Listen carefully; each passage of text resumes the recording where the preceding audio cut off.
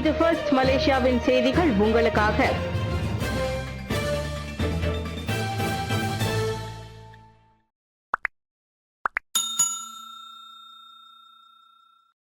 Doctor லிங்கேஸ்வரனை மீண்டும் செனட்டராக நியமிக்க Penang சட்டமன்றம் பரிந்துரை. பினாங்கு மாநில சட்டமன்றம் டாக்டர் லிங்கேஸ்வரன் அருணாச்சலத்தை இரண்டாவது முறையாக மேலவை உறுப்பினராக ஒருமனதாக பரிந்துரை செய்துள்ளது. முதல்வர் சவுகான் யாவ் லிங்கேஸ்வரனின் பெயரை முன்மொழிய சட்டமன்ற உறுப்பினர்கள் அனைவரும் ஏகமனதாக அதனை ஆதரித்தனர்.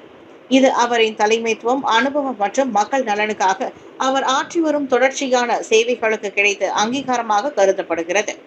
மருத்துவம், சட்டம் மற்றும் சுகாதார மேலாண்மை ஆகிய துறைகளில் உயர்கல்வி பெற்ற டாக்டர் லிங்கேஸ்வரன் இதற்கு முன்னதாக சுங்கைவாக்கப் மருத்துவமனையின் இயக்குநராக பணியாற்றிய அனுபவம் கொண்டவர். 2023 முதல் 2026 வரையிலான தனது முதல் தவணை பதவி காலத்தில் நாடாளுமன்றத்தில் சுகாதாரத்துறை சீர்திருத்தங்கள், மருத்துவர்களின் நலன்கள் மற்றும் கல்வி மேம்பாடு குறித்து துணிச்சலாக குரல் கொடுத்து வந்தவர். பினாங்கு மாநில இந்து அறப்பணிகள் வாரியம் மற்றும் பினாங்கு மாநில தமிழ் பள்ளிகள் குழுவின் துணைத் தலைவராகவும் பொறுப்பு வகிக்கும் இவர் இந்திய சமூகத்தின் கல்வி மற்றும் சமூக மேம்பாட்டிற்காக தீவிரமாக பணியாற்றி வருகிறார். இளம் தலைமுறை தொழில் தலைவரான டாக்டர் லிங்கேஸ்வரனின் இந்த மறு நியமனம் மாநில மற்றும் தேசிய அளவிலான வளர்ச்சிக்கு மேலும் வலு சேர்க்கும் என எதிர்பார்க்கப்படுகிறது. லிங்கேஸ்வரன் விரைவிலேயே இரண்டாவது தவணையாக மேலும் 3 ஆண்டுகளுக்கு செனட்டராக பதவியேற்பார். பாகண்டாலாம் தொகுதியில் தமிழ் இடைநிலை பள்ளி நிலம் இருந்தும் தாமதம் ஏன்? சட்டமன்றத்தில் குமரன் காட்டம். பாகண்டாலாம் தொகுதியில் தமிழ் இடைநிலை பள்ளி அமைப்பதற்கான நிலம் தயார் நிலையில் இருந்தும் அதற்கான அதிகாரப்பூர்வ விண்ணப்பத்தை மாநில அரசு ஏன் இன்னும் கல்வி அமைச்சிடம் சமர்ப்பிக்கவில்லை என அத்தொகுதியின் சட்டமன்ற உறுப்பினர் குமரன் கிருஷ்ணன் காட்டமாக கேள்வி எழுப்பியுள்ளார். நேற்று நடைபெற்ற பினாங்கு மாநில சட்டமன்ற கூட்டத்தில் பேசிய அவர், இப்பள்ளி திட்டம் இன்னும் ஆய்வு கட்டத்தில் இருப்பதாக கூறப்படுவதற்கு கடும் அதிருப்தி தெரிவித்தார். இது ஒன்றும் புதிய கோரிக்கை அல்ல. ஏற்கனவே பலமுறை நான் சட்டமன்றத்தில் இது குறித்து கேள்வி எழுப்பியும் இதுவரை தெளிவான பதில் கிடைக்கவில்லை என அவர் சுட்டிக்காட்டினார். பள்ளியை அமைப்பதற்காக பாகண்டாலாம் பகுதியில் 4 ஏக்கர் நிலம் ஏற்கனவே ஒதுக்கப்பட்டு விட்டதை நினைவுறுத்திய குமரன், நிலம் ஒரு தடையாக இல்லாத போது விண்ணப்பம் செய்வதில் உள்ள சிக்கல் என்ன? இன்னும் கூடுதல் ஆய்வு தேவைப்படுகிறதா அல்லது நிர்வாக ரீதியிலான முட்டுக்கட்டைகள் ஏதும் உள்ளதா என்பதை புரியவில்லை என வினவினார். மாநில அரசு தனது ஆய்வுகளை விரைந்து முடித்து கல்வி அமைச்சிடம் முறைப்படி விண்ணப்பிக்க வேண்டும் என வலியுறுத்திய அவர், ஒருவேளை இத்திட்டத்தில் ஏதேனும் நடைமுறை சிக்கல்கள் இருந்தால் அவற்றுக்கான மாற்று வழிகளையாவது அரசு வெளிப்படையாக அறிவிக்கப்பட வேண்டும் என்றார். அசாம் பாக்கி விவகாரம் சிறப்பு விசாரணை குழுவின் அறிக்கையை பகிரங்கமாக வெளியிட கோபிந்த் சிங் வலியுறுத்தல். மலேசிய ஊழல் தடுப்பு ஆணையத்தின் முன்னாள் தலைமை ஆணையர் தான் ஸ்ரீ அசாம் பாக்கி தொடர்பான விசாரணை அறிக்கையை பொதுமக்களுக்கு பகிரங்கமாக வெளியிட வேண்டும் என இலக்கவியல் அமைச்சர் கோபிந்த் சிங் டியோ வலியுறுத்தியுள்ளார். கோலாலம்பூரில் நடைபெற்ற ஆசிய வங்கியாளர் உச்சநிலை மாநாட்டில் பேசிய கோபிந்த், அசாம் பாக்கியின் பங்குதாரர் சர்ச்சை குறித்து அமைக்கப்பட்ட சிறப்பு விசாரணை குழுவின் கண்டறிதல்களை அரசு வெளிப்படையாக அறிவிக்க வேண்டும் என்றார். தேசிய சட்டத்துறை தலைவர் தலைமையிலான இந்த குழு தனது அறிக்கையை ஏற்கனவே அமைச்சரவையிடம் சமர்ப்பித்துள்ளதை அவர் உறுதிப்படுத்தினார். இருப்பினும் இந்த விவகாரத்தில் அரசாங்க தலைமை செயலாளர் மேற்கொண்டுள்ள அடுத்த கட்ட நடவடிக்கைகள் குறித்து அமைச்சரவைக்கு இதுவரை முறையான விளக்கம் அளிக்கப்படவில்லை என்று அவர் குறிப்பிட்டார். டிஏபி கட்சியின் தேசிய தலைவருமான கோபிந்த் சிங் டியோ, மக்கள் உண்மையை அறிய விரும்புவதால் இந்த விவகாரத்தில் அரசாங்கம் மௌனம் காக்கக்கூடாது என சுட்டிக்காட்டினார். அரசு பணியாளர்கள் ஒரு குறிப்பிட்ட வரம்புக்கு மேல் பங்குகளை வைத்திருக்க கூடாது என்ற விதியை மீறி அசாம் பாக்கி சுமார் 8 லட்சம் ரிங்கிட் மதிப்பிலான பங்குகளை வைத்திருந்ததாக கூறப்படும் புகாரே இந்த சர்ச்சையின் மைய புள்ளியாகும். ECRL கேபிள் திருட்டு பின்னணியாக இருந்த கும்பல் முறியடிப்பு. குவாந்தான் மாவட்டத்தில் மார்ச் 7 மற்றும் ஏப்ரல் 27ஆம் தேதி வரை ECRL எனப்படும் கிழக்கு கரை வழித்தடத்திற்கான 7 கேபிள் திருட்டுகளில் சம்பந்தப்பட்ட ACU கும்பலை போலீசார் முறியடித்தனர். ஏப்ரல் 28 மற்றும் மே 6ஆம் தேதிக்கிடையே கைது செய்யப்பட்ட 29 மற்றும் 44 வயதுடைய 5 சந்தேக பேர் வழிகள் இக்கும்பலில் தொடர்பு இருப்பதாக பஹாங் மாநில போலீஸ் துணைத் தலைவர் டாக்டர் அஸ்ரி அக்மார் யாயூப் தெரிவித்தார். குவாந்தான் மாவட்டத்தில் கம்போங் பண்டான், ஜெயா காடிங், சுங்கை லெம்பிங் மற்றும் பெசரே ஆகிய இடங்களில் மேற்கொள்ளப்பட்ட கைது நடவடிக்கையில் ஏசிய கும்பல் கைது செய்யப்பட்டனர். இக்கும்பலை சேர்ந்தவர்களில் 4 கேபிள்கள் திருடுவதிலும் மற்றொருவர் சந்தேக பேர் வழி கேபிள்களை வாங்குபவர் என்றும் ஆஸ்ரி குறிப்பிட்டார்.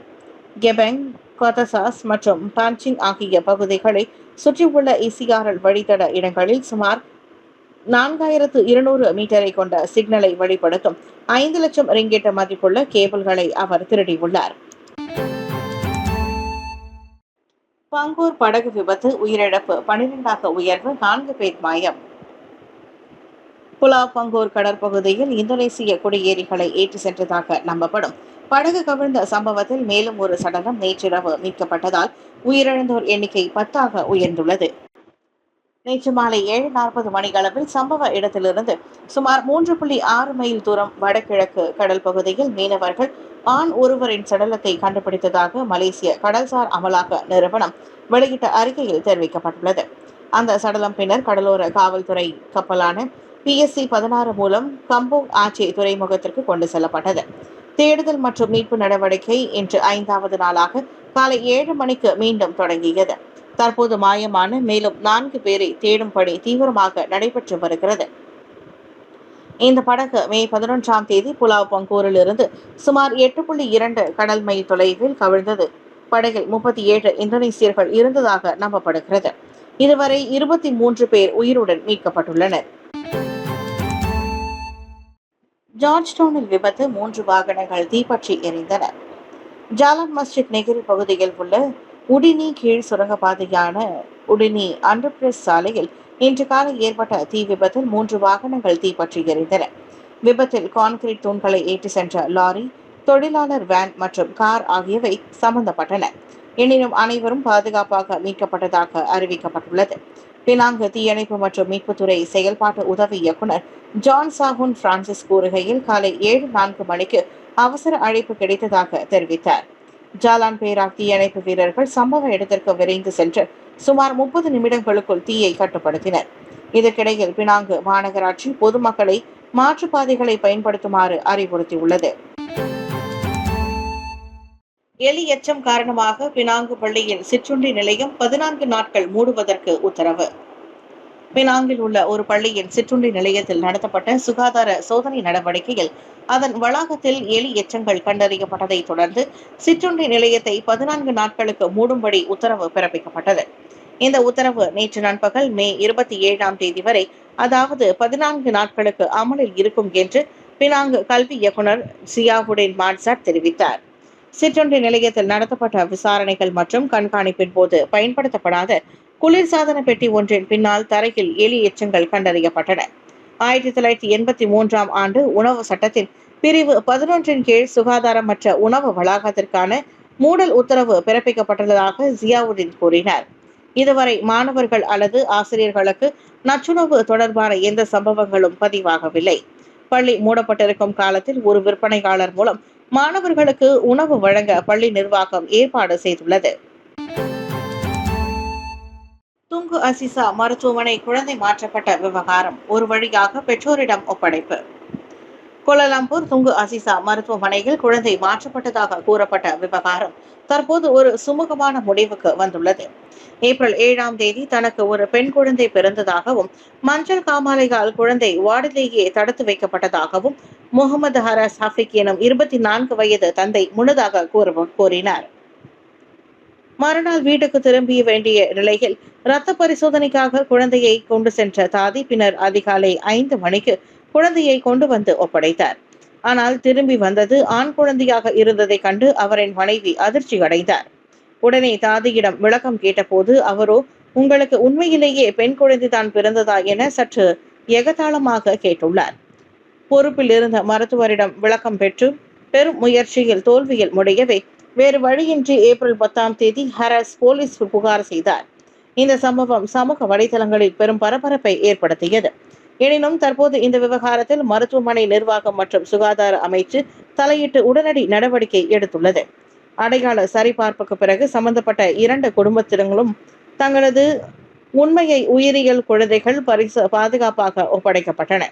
டிஸ்சார்ஜ் நடைமுறையின் போது ஏற்பட்ட நிர்வாக தவறுதான் இதற்கு காரணம் என மருத்துவமனை ஒப்புக்கொண்டுள்ளது. மலேசிய மக்கள் தொகை 34.4 மில்லியன். இந்தியர்கள் 6.5% மலேசிய புள்ளி விவரத்துறை. மலேசியாவின் மக்கள் தொகை 2026ஆம் ஆண்டின் முதல் காலாண்டில் 34.4 மில்லியனாக உயர்ந்துள்ளதாக மலேசிய புள்ளி விவரத்துறை தெரிவித்துள்ளது. கடந்த ஆண்டு இதே காலகட்டத்தில் மலேசிய மக்கள் தொகை 34.2 மில்லியனாக இருந்தது குறிப்பிடத்தக்கது. மலேசிய தலைமை புள்ளி விவர அதிகாரி டத்தோஸ்ரீ டாக்டர் முகமது உசேர் மஹதின் கூறுகையில், நாட்டில் ஆண்கள் எண்ணிக்கை 18 மில்லியனாகவும் பெண்கள் எண்ணிக்கை 16.3 மில்லியனாகவும் உள்ளதாக தெரிவித்தார். இதன்படி ஒவ்வொரு 100 பெண்களுக்கும் 110 ஆண்கள் உள்ளனர். 65 வயதுக்கு மேற்பட்டோரின் விகிதம் 8% உயர்ந்துள்ள நிலையில், புதிதாக பிறந்த குழந்தை முதல் 14 வயதுக்கு உட்பட்டோரின் விகிதம் 21.6 விழுக்காடாக குறைந்துள்ளது. இன அடிப்படையில் மலாய்க்காரர்கள் 58.3 விழுக்காடு, சீனர்கள் 22.1 விழுக்காடு, இந்தியர்கள் 6.5 விழுக்காடு மற்றும் மற்ற இனத்தவர்கள் 12.3 விழுக்காடாக பதிவாகியுள்ளனர்.